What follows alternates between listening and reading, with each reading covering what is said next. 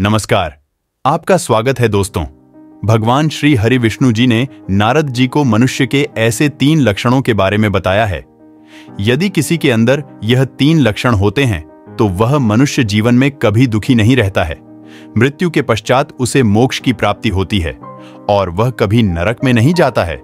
उन 3 लक्षणों के बारे में बताते हुए भगवान विष्णु ने एक कथा सुनाई है जो आपको अवश्य सुननी चाहिए। जो भी मनुष्य ध्यान मग्न होकर इस पवित्र कथा का श्रवण करता है उसके जन्म जन्म के पाप तत्काल नष्ट हो जाते हैं। इसे एक बार श्रवण करने से उसे सभी यज्ञों का फल मिल जाता है तथा वह सभी सुख ऐश्वर्य को प्राप्त करता है। आइए आपको सुनाते हैं वह महान कथा। एक समय की बात है, मध्य देश में एक महान भाग्यशाली गिरि नाम का शूद्र था जो कभी लालच नहीं करता था। वह खेतों से धान की बाली लाकर बड़े दुख से जीवन निर्वाह करता था। उसके पास केवल 2 ही फटे पुराने वस्त्र थे तथा उसका भी किसी काम में अधिक फायदा भी नहीं हुआ। उसे कई बार नुकसान ही उठाना पड़ता था, लेकिन इतना होने के बावजूद भी वह पराया धन कभी नहीं लेता था। वह कभी कोई पाप कर्म नहीं करता था और पैसे के लिए कभी बुरे काम भी नहीं करता था। फिर एक दिन भगवान विष्णु ने उसकी परीक्षा लेने की सोची और फिर जब वह शूद्र नदी में स्नान करने के लिए गया तो फिर भगवान ने 2 सुंदर नए वस्त्र नदी के किनारे पर रख दिए। फिर जब वह शूद्र नदी में स्नान करके बाहर आया तो के लिए धन की आवश्यकता होती है, धन के बिना शत्रु। उसकी नजर उन सुंदर वस्त्रों पर पड़ी। सुंदर वस्त्रों को देखकर भी उस शूद्र के मन में लालच नहीं आया। उसने सोचा कि यह वस्त्र किसी और के होंगे और कोई इन्हें यहां पर भूल गया होगा। ऐसा सोचकर वह चुपचाप वहां से चला गया। फिर भगवान ने उसकी ओर एक परीक्षा लेने की सोची और फिर एक फल में भगवान ने सोने का टुकड़ा डालकर उसे एक वृक्ष के नीचे रख दिया। जब वह शूद्र उस वृक्ष के नीचे आया तो उसे सुंदर फल दिखाई दिया और उसने वहां फल उठाया तो देखा उस फल के अंदर सोने का टुकड़ा था। उस फल को हाथ में लेकर वह शूद्र सोचने लगा, बड़ी अजीब बात है, इस फल के अंदर सोने का टुकड़ा किसने रखा होगा? यह तो किसी चोर का काम हो सकता है। ऐसा कहकर उसने उस फल को वहीं पर रख दिया और सोचने लगा कि अगर मैंने इस फल के अंदर के सोने के टुकड़े को ले लिया गया तो मेरे अंदर लालच निर्माण हो जाएगा और इस धन की रक्षा करने में भी मुझे बहुत कठिनाई आएगी। बिना कार्य किए प्राप्त हुआ धन अहंकार निर्माण करता है। मनुष्य को जितना अधिक लाभ होता है उसका लालच उतना ही अधिक जाता है। लालच से ग्रस्त मनुष्य को सदा नरक में ही रहना पड़ता है। यदि मैं इस सोने के टुकड़े को अपने घर ले जाऊंगा तो मेरी पत्नी और पुत्र की बुद्धि भ्रष्ट हो जाएगी, जिससे उनके अंदर भी अहंकार का भाव आ जाएगा और अहंकार से क्रोध उत्पन्न होता है और घर में क्लेश होता है। अहंकार, लालच और क्रोध करने से पुण्य नष्ट हो जाता है और मेरी जीवन भर की तपस्या भी नष्ट हो जाएगी। तपस्या नष्ट हो जाने पर मैं भी पापी बन जाऊंगा। प्रकार सोचकर उस शूद्र ने उस फल को वहीं जमीन पर रख दिया और चुपचाप वहां से चला गया।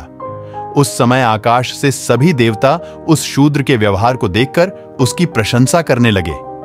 भगवान ने फिर से एक बार उस शूद्र की परीक्षा लेने की सोची और एक साधु का भेष बनाकर उस शूद्र के गांव में चले गए और लोगों को उनका भविष्य तथा भाग्य बताने लगे। सभी गांव वाले उस साधु की चर्चा करने लगे और यह बात पूरे गांव में फैली। फिर जब यह बात उस शूद्र की पत्नी को पता चली तो वह भी उस साधु के पास आ गई और खुद के भाग्य के बारे में पूछने लगी। तब उस साधु ने कहा, हे महाभाग, विधाता ने आज तेरे लिए बहुत सारा धन दिया था। लुटेरे मूर्ख ने उसका परित्याग कर दिया।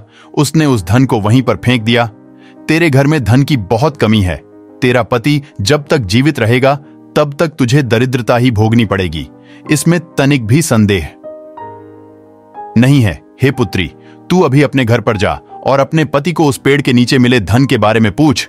तब उस शूद्र की पत्नी दौड़कर अपने घर चली गई और अपने पति से पूछने लगी, हे नाथ, आपको आज एक पेड़ के नीचे बहुत सारा धन मिला था, आपने उसे क्यों फेंक दिया? विधाता से प्राप्त धन को कोई ठोकर कैसे मार सकता है? आपने ऐसा क्यों किया? पत्नी की ऐसी बात सुनकर वह शूद्र आश्चर्य में पड़ गया और पूछने लगा कि यह बात उसे किसने बताई? तब उसकी ने उसे साधु के बारे में बताया। फिर वह शूद्र अपनी पत्नी को लेकर उस साधु के पास चला गया।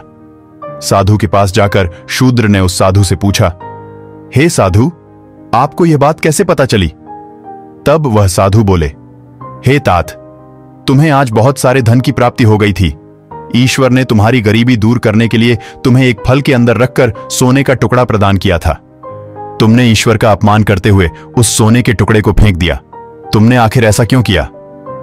लगता है तुम्हारे मेन धन नहीं, दरिद्रता है। धन के अभाव में तुम्हें जन्म से लेकर मृत्यु तक दुख देखने पड़ गए, प्रतिदिन परेशानियां उठानी पड़ेगी। इसीलिए तुम जाकर उस धन को प्राप्त कर सुखपूर्वक जीवन में करो। फिर शूद्र ने कहा, हे साधु, मुझे धन की इच्छा नहीं है। धन संसार बंधन में डालने वाला एक माया जाल है। जो भी धन का लालच करता है उसका उद्धार नहीं होता है। जब मनुष्य के पास बहुत धन होता है तो उसे चोर, रिश्तेदार तथा राजा आदि से भय लगने लगता है। सभी लोग उस धनी व्यक्ति को मार डालने की इच्छा रखते हैं। फिर धन मुझे कैसे सुख दे सकता है? धन प्राणों के लिए घातक है और पाप का साधन है। धनवान व्यक्ति का घर क्रोध, अहंकार और काम आदि दोषों से भरा रहता है। अतः धन दुर्गति का कारण है। फिर वह साधु बोला, हे शूद्र, जिसके पास धन होता है उसी के पास मित्र होते हैं। जिसके पास धन है सभी उसी का सम्मान करते हैं। उसके भाई बंधु भी उसके पास आते हैं। उत्तम कुल, रूप, भोग, सुख और यश, यह सभी धनवान को ही प्राप्त होते हैं। जिसके पास धन नहीं है उसे तो उसकी पत्नी और पुत्र भी छोड़कर चले जाते हैं। जो जन्म से ही गरीब है तो अनेक दुख भोगने पड़ते हैं। स्वर्ग प्राप्ति के लिए जो धर्म कार्य किए जाते हैं उसके लिए भी धन की आवश्यकता होती है। धन का अभाव होने से व्यक्ति स्वर्ग को भी प्राप्त नहीं कर सकता। दान करने से व्यक्ति को मोक्ष मिलता है, किंतु निर्धन व्यक्ति के पास धन ना हो तो वह दान नहीं कर पाएगा। फिर उसे मोक्ष कैसे मिलेगा? रोगों का निवारण, औषधि का संग्रह तथा अपने शरीर को स्वस्थ रखने पर भी विजय प्राप्त नहीं किया जा सकता। धन रहने पर तुम दान करके शीघ्र ही स्वर्ग की प्राप्ति कर सकते हो, फिर तुम धन का त्याग क्यों कर रहे हो? फिर वह शूद्र बोला, हे महात्मा, कामनाओं का त्याग करने से ही सभी व्रतों का पालन होता है। जो अपनी कामनाओं का त्याग करता है उसे कोई व्रत करने की जरूरत नहीं है। जो क्रोध का त्याग करता है उसे सभी तीर्थों के सेवन का फल मिलता है। जो दया करता है उसे फल मिलता है और सबसे बड़ी संपत्ति है। संतोष जो संतोष करता है वही इस संसार में सबसे बड़ा धनवान है और अहिंसा ही सबसे बड़ी सिद्धि है। जो कभी हिंसा नहीं करता उसे ही सिद्धि प्राप्त होती है। मेरे लिए साध का भोजन ही अमृत के समान है।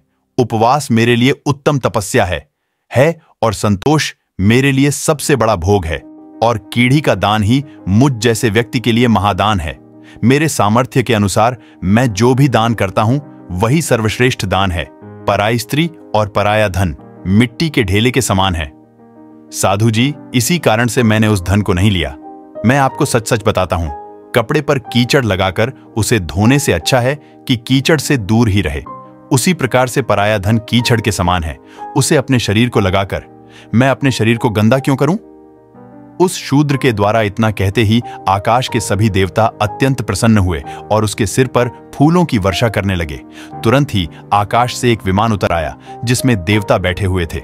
सभी देवताओं ने उससे कहा, हे धर्मात्मा, इस विमान पर बैठो और सत्यलोक में चलकर दिव्य भोगों का उपभोग करो।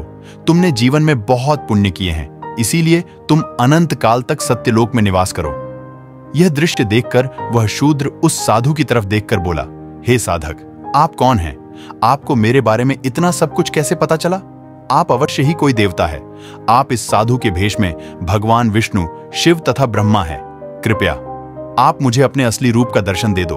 फिर भगवान विष्णु ने साधु के रूप को छोड़कर अपने असली रूप में आ गए और बोले, हे धर्मात्मा, मैं साक्षात विष्णु हूं। तुम्हारे सत्य आचरण और धर्म की परीक्षा लेने के लिए ही मैं स्वयं यहां पर आया था। अब तुम अपने परिवार के साथ इस विमान में बैठकर के सत्य लोक को जाओ और सुखों का उपभोग करो। फिर वह शूद्र देव आभूषण और दिव्य वस्त्रों से सुशोभित होकर उस सुंदर विमान में बैठकर सत्य लोक को चला गया। तो दोस्तों, इस प्रकार से लाल का त्याग करने से ही उस शूद्र के परिवार के सभी लोगों को मोक्ष की प्राप्ति होती है।